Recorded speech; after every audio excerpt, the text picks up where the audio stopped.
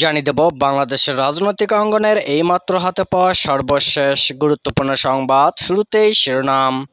ভারত ও শ্রীলঙ্কা হয়ে বাংলাদেশ সফরে আসছেন ডোনাল্ড। থাকছে বিস্তারিত প্রতিবেদনে। এরপর জানিয়ে দেব ডোনাল্ডুর আসার খবরে বিএনপি চাঙ্গা বললেন ওবায়দুল কাদের। থাকছে বিস্তারিত প্রতিবেদনে। আরও জানিয়ে দেব দেশ চালাচ্ছে অদৃশ্য শক্তি বললেন মির্জা ফখরুল। থাকছে বিস্তারিত প্রতিবেদনে। এতক্ষণ শিরোনাম শুনছিলেন, এবার বিস্তারিত। ভারত ও শ্রীলঙ্কা হয়ে বাংলাদেশ সফরে আসছেন যুক্তরাষ্ট্রের দক্ষিণ ও মধ্য এশিয়া বিষয়ক সহকারী পররাষ্ট্রমন্ত্রী ডোনাল্ড। আজ শুক্রবার থেকে তার 6 দিনের এই সফর শুরু হয়েছে। মার্কিন পররাষ্ট্র দপ্তরের ওয়েবসাইটে গতকাল বৃহস্পতিবার এ কথা জানানো হয়েছে। এতে বলা হয় 10 থেকে 15 মে ভারত, শ্রীলঙ্কা ও বাংলাদেশ সফর করবেন ডোনাল্ড। তার এ সফরের মধ্য দিয়ে দেশগুলোর সঙ্গে যুক্তরাষ্ট্রের দ্বিপক্ষীয় সম্পর্ক জোরদার হবে বলে প্রত্যাশা ওয়াশিংটনের। যুক্তরাষ্ট্র একটি অবাধ, মুক্ত ও সমৃদ্ধ ভারত ও প্রশান্ত মহাসাগরীয় অঞ্চল দেখতে চায়। ডোনাল্ডুর সফরে সেটাই গুরুত্ব পাবে। শ্রীলঙ্কা থেকে ঢাকায় আসবেন ডোনাল্ড।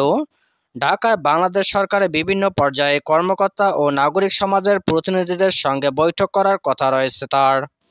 মার্কিন পররাষ্ট্র দপ্তর বলছে, ঢাকা সফরে বাংলাদেশ ও যুক্তরাষ্ট্রের সহযোগিতার সম্পর্ক ছাড়াও জলবায়ু সংকট, দ্বিপক্ষীয় অর্থনৈতিক সম্পর্ক আরও জোরদার করা নিয়ে আলোচনা করবেন ডোনাল্ড।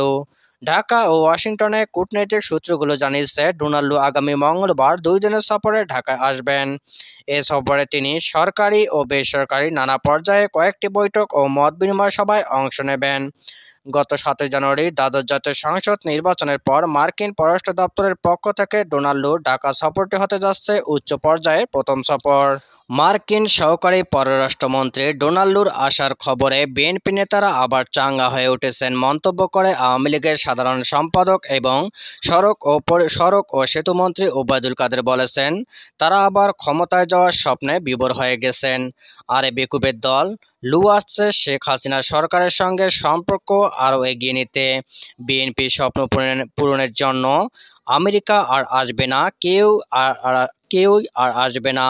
লন্ডন থেকে ডাক দিয়ে কোনো লাভ হবে না। শনিবার 11 মে রাজধানী মোহাম্মদপুরে গজনবী রোডে ঢাকা মহানগর উত্তর আওয়ামী লীগ আয়োজিত শান্তি সমাবেশে প্রধান অতিথির বক্তব্যে তিনি এসব কথা বলেন। জনগণের জানমাল রক্ষায় আবার খেলা হবে উল্লেখ করে সমাবেশে নেতাকর্মীদের প্রস্তুত থাকার আহ্বান জানান আওয়ামী লীগের সাধারণ সম্পাদক।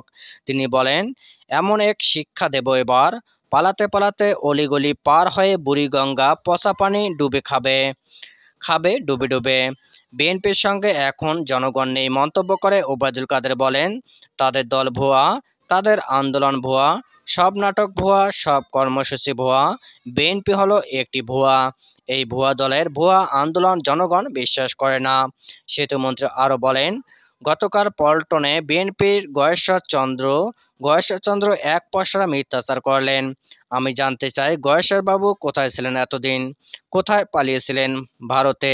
মাথায় তো দেখছে গান্ধী টুপি, কি একটা টুপি পরে এখন ভণ্ডামি শুরু করেছে। বিএনপি এখন ঢেক ধরেছে, ভণ্ডামি শুরু করেছে। তিনি বলেন, গয়েশ্বরকে কালকে পল্টনে দাঁড়িয়ে আমাদের আওয়ামী লীগকে বলে ভারতের দালাল। আর এই অপরাধ তো আইয়ুব খান, ইয়াহিয়া, জিয়াউর রহমান, এরশাদের আমলে আমরা অনেক শুনেছি দালালি কারা করে। নরেন্দ্র মোদী যখন ভারতের প্রধানমন্ত্রী নির্বাচিত হন, সকালে বন্ধের দিনে ভারতীয় দূতাবাসে বিএনপির নেতারা ফুল আর মিষ্টি নিয়ে হাজির হয়েছিল। দালাল কারা? ভারত বাংলাদেশের বন্ধু উল্লেখ করে ওবায়দুল কাদের বলেন, 21 বছর ভারতের সঙ্গে শত্রুতা করে আমাদের লাভ হয়নি।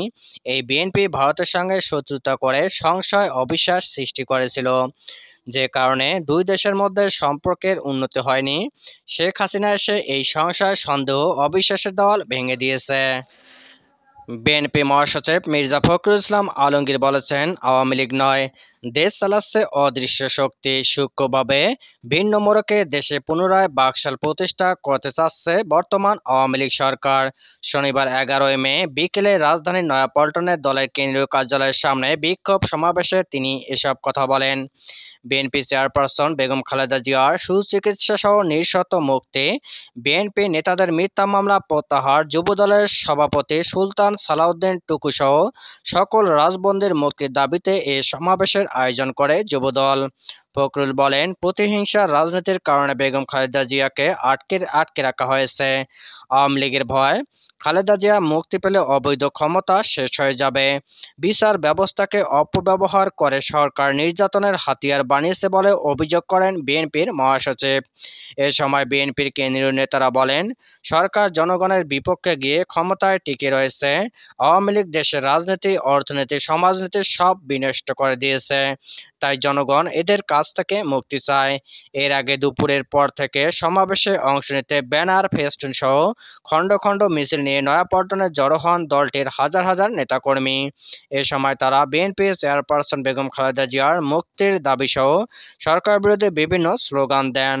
সময় বাড়ার সঙ্গে সঙ্গে বিএনপির নেতাকর্মীদের উপস্থিতিতে সরগরম হয়ে ওঠে নয়াপল্টন ও এর আশপাশের এলাকা।